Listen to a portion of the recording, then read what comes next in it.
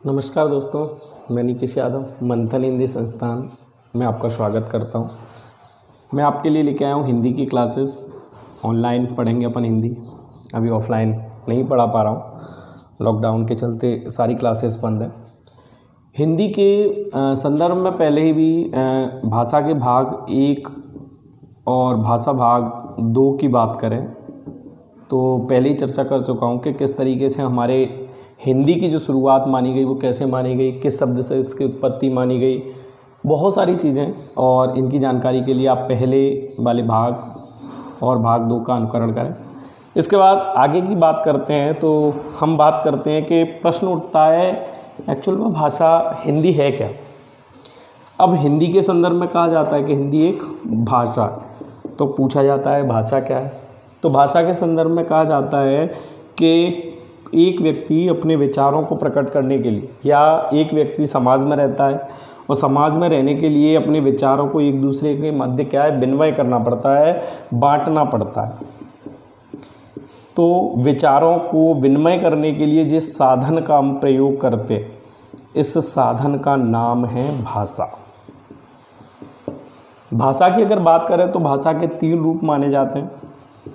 सबसे पहला अपना मौखिक, दूसरे नंबर पे आता है अपना लिखित, और तीसरे नंबर पे आता है अपना सांकेतिक। अगर मौखिक भाषा की बात करें तो मुंह से बोल करके प्रकट की गई भाषा के इस रूप को हम मौखिक भाषा कहते हैं।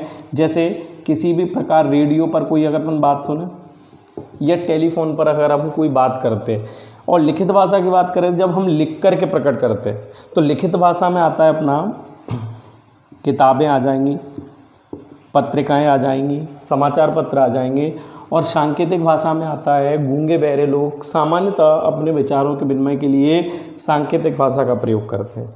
अगर अपन बात करें प्रश्न बनता है इसमें से कि सबसे ज़्यादा हम भाषा के किस रूप का प्रयोग करते हैं, तो सर्वाधिक मात्रा में भाषा के मौखिक रूप का प्रयोग किया जाता है, जबकि प्रमाण के रूप, जब हमें किसी चीज़ के प्रमाण की देने की आवश्यकता हो तो भाषा के हम लिखित रूप का प्रयोग करते हैं। वैसे ही भाषा के अंगों की बात करें, भाषा के अंग माने जाते हैं 3: वर्ण, शब्द, वाक्य। अगर हम सामान्यता बात करें कि भाषा के सामान्यता कितने अंग हैं, तो सामान्यता 5 अंग हैं। सामान्यता कितने अंग हैं? 5। कौन कौन से? ध्वनि, वर्ण, शब्द, पद, वाक्य।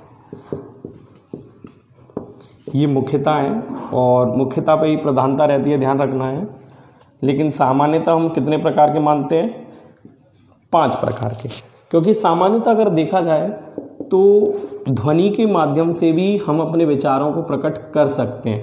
इसलिए प्रश्न बनता है कि उच्चारण की दृष्टि से भाषा की जो सबसे छोटी इकाई मानी जाती है वो ध्वनि मानी जाती है, वर्ण नहीं। जबकि भाषा की सबसे छोटी इकाई के रूप में किसको माना जाता है? वर्ण को। जैसे सामान्यतः मैंने आपसे कहा कि आप मेरे साथ चलना चाहते हो, तो आपने कहा इसका मतलब आपकी इस ध्वनि चिन्ह से पता चला कि आप मेरे साथ जाने से मना कर रहे हो, यानी कि आपका विचार प्रकट हो गया। लेकिन जो आपने वो शब्द कहा उसको मैं लिख नहीं सकता, और जो लिख नहीं पाऊंगा लेकिन विचार प्रकट हो रहे हैं, इसीलिए इसको क्या कहेंगे कि विचार तो प्रकट हो रहे हैं लेकिन लिख नहीं पा रहा हूँ, लेकिन ध्वनि के माध्यम से हो रहे हैं। इसीलिए उच्चारण की दृष्टि से भाषा की सबसे छोटी इकाई, क्या की दृष्टि से? उच्चारण की दृष्टि से। और जब हम किसी ध्वनि को एक विशेष प्रकार की आकृति प्रदान कर दें या एक चिन्ह कहें, इस विशेष चिन्ह को ही हम कहते हैं वर्ण। और जब इन वर्णों को मिलाया जाता है तो बनता है शब्द।